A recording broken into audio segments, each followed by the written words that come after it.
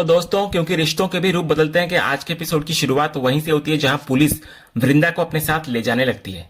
दूसरी तरफ कार्तिक और वृंदा लगातार पुलिस को समझाने की कोशिश कर रहे होते हैं कि वृंदा ने कुछ भी गलत नहीं किया है, लेकिन इंस्पेक्टर कहती हैं कि अगर सच में कुछ नहीं किया तो अभी सब साफ हो जाएगा। इतना कहकर वो गाड़ी से एक बैग निकलवाती है और वृंदा से पूछती है कि इसमें क्या है। तो वृंदा बोलती है उस बैग में एनजीओ के बच्चों के लिए कपड़े हैं। कार्तिक भी उसकी बात का समर्थन करते हुए कहता है कि वही बैग वृंदा एनजीओ में डोनेट करने लाई थी। लेकिन इंस्पेक्टर तंज कसते हुए कहती है कि अच्छा, तो अब कपड़े कोड वर्ड बन गया है। इतना बोलकर वो अपने साथी पुलिसकर्मी को बैग खोलने का आदेश देती है। जैसे ही बैग खुलता है उसमें से कपड़ों की जगह नोटों की गड्डियां निकल जाती हैं।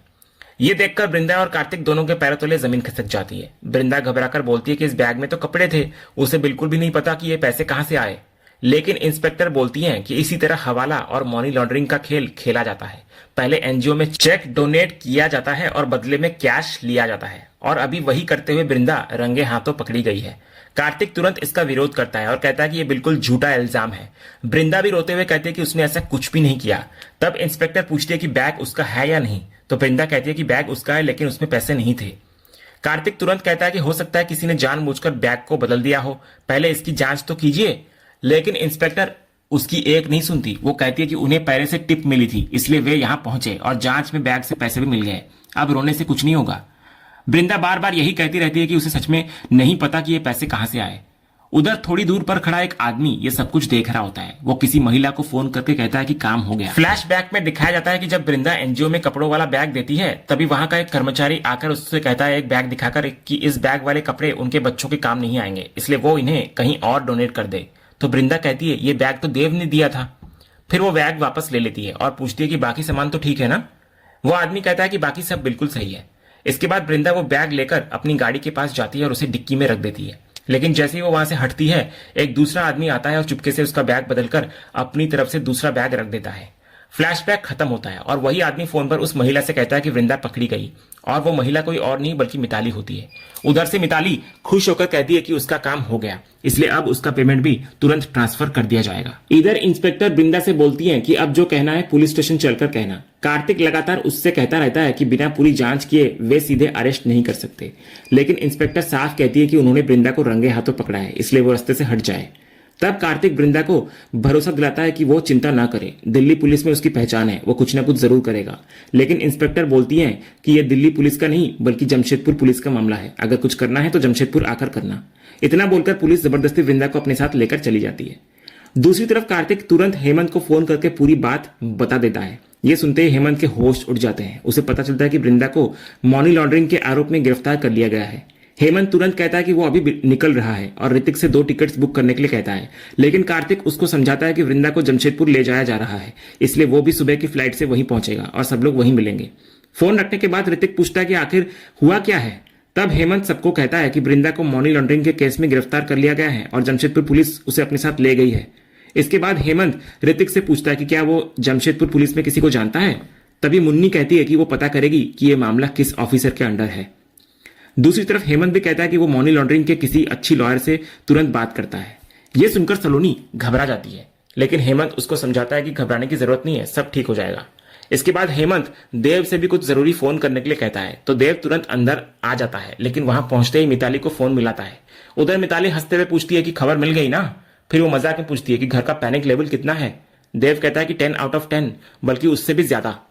यह सुनकर मिताली बेहद खुश नजर आती है। वो कहती है कि उसे खुद यकीन नहीं हो रहा कि उनका पूरा प्लान इतनी आसानी से सफल हो गया। वो आगे बोलती है कि इंस्पेक्शन भी फेल हो गया और अब मनी लॉन्ड्रिंग का केस भी लग गया। हर तरफ सिर्फ एक ही नाम लिया जा रहा है और वो है वृंदा। तब देव कहता है कि अब जब इतना सब हो ही गया है तो उसने सोचा कि कंपनी में उसने जो पुराने घोटाले किए थे उसका इल्जाम भी वृंदा पर डाल देगा। मिताली उसकी बात सुनकर खुश नजर आती है और मजाक में कहती है कि उसके साथ रहकर देव की अक्ल और स्किन दोनों परफेक्ट हो गई है। देव भी हंसते हुए अपनी असली स्किन केयर किट के बारे में पूछने लगता है कि अगली स्किन केयर किट कब आएगी। तो मिताली कहती है जल्द आएगी। इसी दौरान उसको पता चलता है कि सलोनी उसकी तरफ आ रही है। तुरंत वो फोन पर लॉयर से बात करने का नाटक शुरू करता है और जोर जोर से कहता है कि किसी भी तरह वृंदा को बचा लीजिए। फोन रखने के बाद सलोनी उससे पूछती है कि कुछ पता चला क्या। तो देव मासूम बनकर कहता है कि अभी तक कुछ नहीं हुआ। फिर वो भगवान के सामने खड़े होकर वृंदा के लिए प्रार्थना करने का नाटक करने लगता है ताकि सलोनी को उसकी बातों पर यकीन हो जाए। उधर अगले सीन में हम पुलिस स्टेशन का सीन देखते हैं जहां हेमंत पुलिस इंस्पेक्टर से बहस करता हुआ नजर आता है। वो गुस्से में कहता है कि उसे कानून न सिखाया जाए क्योंकि वो खुद एक लॉयर रह चुका है। उसके मुताबिक पुलिस ने वृंदा को गिरफ्तार करके बहुत बड़ी गलती की है और बिना पूरी सच्चाई जाने उसे इस तरह अरेस्ट नहीं किया जा सकता। लेकिन इंस्पेक्टर भी तुरंत जवाब देती है। वो कहती है कि उसे पुलिस विभाग में 25 साल हो चुके हैं, इसलिए उसे अपना काम अच्छी तरह आता है। ये गिरफ्तारी पूरी तरह लीगल तरीके से हुई है। उनके पास लीगल अरेस्ट वारंट भी है और कानून के दायरे में रहकर ही ये कार्रवाई की गई है। हेमंत फिर कहता है कि एक बेगुनाह महिला को लॉकअप में बंद करके उसे कानून की बात न बताया जाए।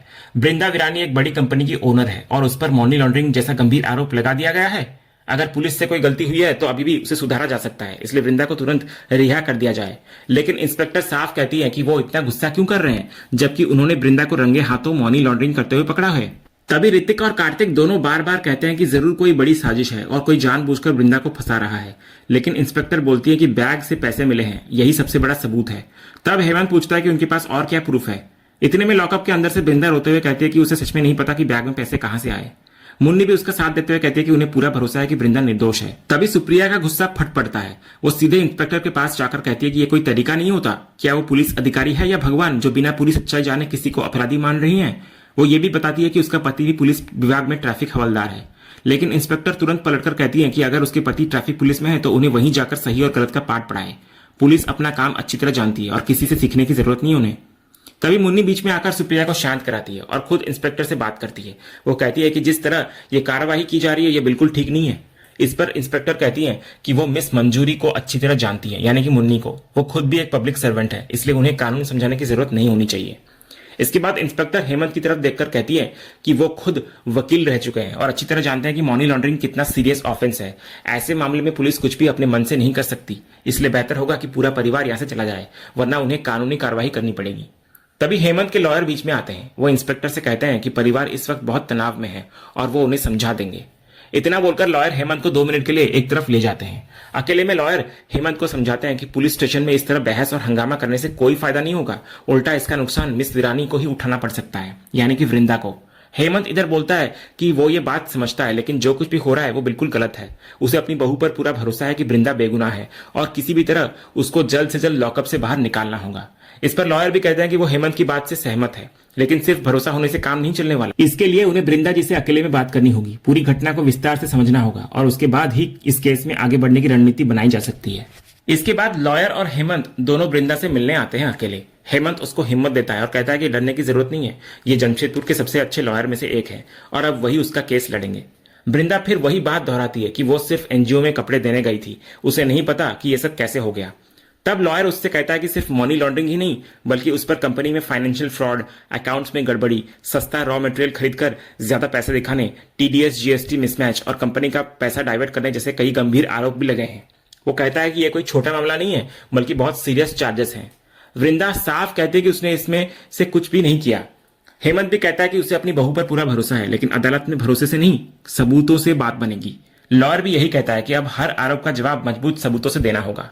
फिर वो पूछता है कि क्या कंपनी के अकाउंट्स पूरी तरह साफ हैं? तो वृंदा पूरे विश्वास के साथ कहती है कि उसके पास एक एक रुपए का हिसाब है। इसके बाद वो हेमंत को दोबारा कहती है कि उसने ऐसा कुछ नहीं किया। तो हेमंत उसको समझाता है कि अब सबसे जरूरी बात हिम्मत रखना है, उसे अपने बच्चों और पूरे परिवार के लिए मजबूत बनना हो। वृंदा कहती है कि उसको सबसे ज्यादा चिंता अक्षय और माधवी की हो रही है। तो हेमंत उसको भरोसा देता है कि अभी तक उन्हें कुछ पता नहीं है और अगर पता भी चला तो सिर्फ ये पता चलेगा कि उसके खिलाफ लगाए हुए सारे आरोप झूठे हैं। इसके बाद लॉयर और हेमंत आगे की रणनीति पर बात करने लगते हैं, जबकि वृंदा तनाव में सिर पकड़कर बैठ जाती है। उधर पुलिस स्टेशन के बाहर लॉयर हेमंत से कहता है कि मामला उम्मीद से कई ज्यादा गंभीर है। अब पिछले कई सालों के accounts, transactions, invoices, GST, TDS और हर फाइनेंशियल डॉक्यूमेंट की जांच करनी होगी। तो हेमंत कहता है कि इतना सब इतने कम टाइम में कैसे होगा? तो लॉयर कहता है कि यह मुश्किल जरूर है लेकिन करना तो पड़ेगा। इतना बोलकर लॉयर निकल जाता है। लॉयर के जाने के बाद ऋतिक भी यही चिंता जताने लगता है। तभी कार्तिक बोलता है कि वो कुछ अच्छे सीएस को जानता है, वो उनसे बात करके कोई रास्ता निकालने की कोशिश करेगा। लेकिन हेमंत कहता है कि उन्हें ऐसे सीए की जरूरत है जो इस पूरे मामले को गहराई से संभाल सके। इसी बीच अचानक मीडिया वहां पहुंच जाती है और वृंदा पर मनी लॉन्ड्रिंग के आरोपों को लेकर सवालों की बौछार शुरू कर देती है। एक महिला रिपोर्टर तो यहां तक पूछ लेती है कि क्या पूरे स्कैम की मास्टरमाइंड वृंदा ही है? तो हेमंत कुछ बोल नहीं पाता। तब कार्तिक उन्हें वहां से भेज देता है और कहता है कि वो मीडिया को संभाल लेगा। उधर दूसरी तरफ अंगद टीवी पर न्यूज देख रहा होता है। न्यूज में दिखाया जाता है कि एवी के कंसर्ट से जुड़ा मनी लॉन्ड्रिंग केस सामने आया है। एंकर जैसे ही असली नाम बताने वाला होता है तभी विकास तुरंत टीवी बंद कर देता है। अंगद उसको पूछता है कि उसने टीवी क्यों बंद किया। विकास कहता है कि वैसे ही कंसर्ट में इतना बड़ा हंगामा हो गया था और अब यह खबर देखकर सिर्फ मूड ही खराब होगा।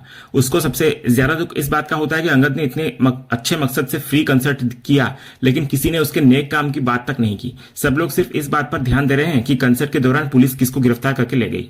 लेकिन अंगद बोलता है कि पता नहीं क्यों ऐसे लग रहा है कि जिस लड़की को गिरफ्तार किया गया है शायद वो सच में बेगुनाह हो। उसे कार्तिक भी याद आता है जो सबके सामने अपनी गर्लफ्रेंड को प्रपोज करने वाला था, लेकिन पल भर में सब कुछ बदल गया। विकास इस पर उसको समझाता है कि बेवजह इतनी टेंशन लेने की जरूरत नहीं है, लेकिन अंगद बोलता है कि उसके दिल को बार बार यही महसूस हो रहा है कि कहीं कुछ बहुत गलत हो रहा है। ऐसा लग रहा है जैसे किसी अपने के साथ कोई बड़ी मुसीबत आ गई हो। विकास उसका ध्यान भटकाने की कोशिश करता है। वो कहता है कि थोड़ा बाहर घूमने चलेंगे, खुली हवा में जाएंगे तो उसका मन भी हल्का हो जाएगा। दूसरी तरफ अगला सीन कार्तिक का दिखाया जाता है। वो फोन पर किसी से काफी गुस्से से बात कर रहा होता है। वो साफ कहता है कि किसी भी कीमत पर वृंदा से जुड़ी ये खबर हर जगह से हटनी चाहिए, चाहे मीडिया हो, इंटरनेट हो या न्यूज़पेपर्स। उसे फर्क नहीं पड़ता कि इसके लिए क्या करना पड़े, लेकिन ये काम तुरंत हो जाना चाहिए। फोन रखने के बाद कार्तिक काफी तनाव में कुर्सी पर जाकर बैठ जाता है। तभी पीछे से मिताली वहां आती है और बिना पूछे उसके कंधों की मसाज करने लगती है। कार्तिक चौंक कर पूछता है कि वो कब आई, तो मिताली कहती है कि वो अभी अभी आई है। उसने नॉक भी किया था, लेकिन कार्तिक इतना परेशान था कि उसे सुनाई नहीं दिया। फिर वो पूछती है कि आखिर वो इतना स्ट्रेस में क्यों है और दोबारा मसाज करने की कोशिश करती है, लेकिन कार्तिक तुरंत उससे दूर हट जाता है और पूछता है कि आखिर उसे कोई काम है क्या, क्योंकि वो इस समय काफी जरूरी काम में लगा हुआ है।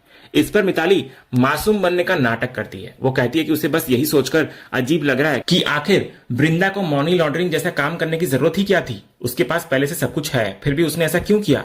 यहां तक कि वो ये भी कहते हैं कि उसे अब बिरानी परिवार के इरादों पर भी शक होने लगा है, लेकिन कार्तिक तुरंत उसकी बात को काटता हुआ नजर आता है। वो कहता है कि जब तक कोई बात साबित नहीं हो जाती तब तक किसी को दोषी नहीं कहा जा सकता, और उसे पूरा भरोसा है कि वृंदा ने ऐसा कुछ भी नहीं किया। इतना बोलकर कार्तिक वहां से निकल जाता है।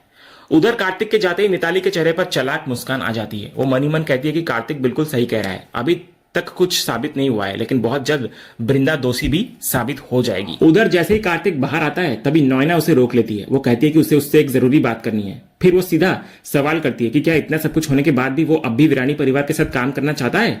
वो कहती है कि उनके साथ इतना कुछ हो चुका है, फिर भी क्या कार्तिक अब भी उन्हीं के साथ खड़ा रहना चाहता है।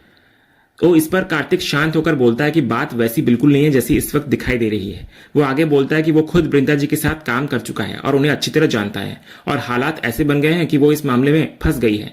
उसे पूरा यकीन है कि कोई जानबूझकर उन्हें फंसा रहा है और वो अपनी तरफ से पूरी कोशिश करेगा कि वृंदा जी इस मुश्किल से बाहर निकल सके। लेकिन नॉयना उसकी बात पर बिल्कुल भरोसा नहीं करती। वो कार्तिक से पूछती है कि क्या उसे सच में लगता है कि वृंदा इनोसेंट है, या फिर वो सिर्फ इसीलिए उसका साथ दे रहा है क्योंकि वो उसे पसंद करता है। इसके बाद नॉयना कार्तिक को प्रैक्टिकल बनने की सलाह देती है। वो कहती है कि बिजनेस में फैसले भावनाओं से नहीं बल्कि सच को देखकर लिए जाते हैं। कल इंस्पेक्शन में उनकी कंपनी रॉ मटेरियल की वजह से फेल हो गई, और अब सामने ये भी आ रहा है कि वीरानी परिवार फाइनेंशियल फ्रॉड जैसे इतने बड़े मामले में फंसा हुआ है। नॉयना साफ कहती है कि ऐसे लोगों के साथ वो अपनी कंपनी का नाम बिल्कुल भी नहीं जोड़ सकती। उसके लिए उसकी कंपनी सिर्फ बिजनेस नहीं बल्कि उसकी लेगेसी है। आखिर में वो कार्तिक के सामने एक बड़ा फैसला रख देती है। वो कहती है कि अभी जवाब देने की कोई जरूरत नहीं है, वो आराम से सोच सकता है, लेकिन फैसला आखिरकार उसे ही करना होगा, या तो वीरानी परिवार या फिर वो यानी कि नॉयना। इतना बोलकर नॉयना वहां से चली जाती है। दूसरी तरफ कार्तिक उसकी बातें सुनकर गहरी सोच में पड़ जाता है कि आखिर उसे किसका साथ देना चाहिए। तो दोस्तों, आपको क्या लगता है, क्या कार्तिक, हेमंत और पूरा परिवार मिलकर वृंदा की बेगुनाही साबित कर पाएगा? अपनी राय हमें नीचे कमेंट करके जरूर बताइए। अगर आपको हमारी ये वीडियो पसंद आई हो तो इसे लाइक और शेयर करना बिल्कुल मत भूलिए, और ऐसे ही हर नए एपिसोड की सबसे तेज और दमदार अपडेट सबसे पहले पाने के लिए हमारे चैनल को सब्सक्राइब करें और बेल आइकन को भी जरूर दबा दें। मिलते हैं अगली वीडियो में, तब तक के लिए धन्यवाद।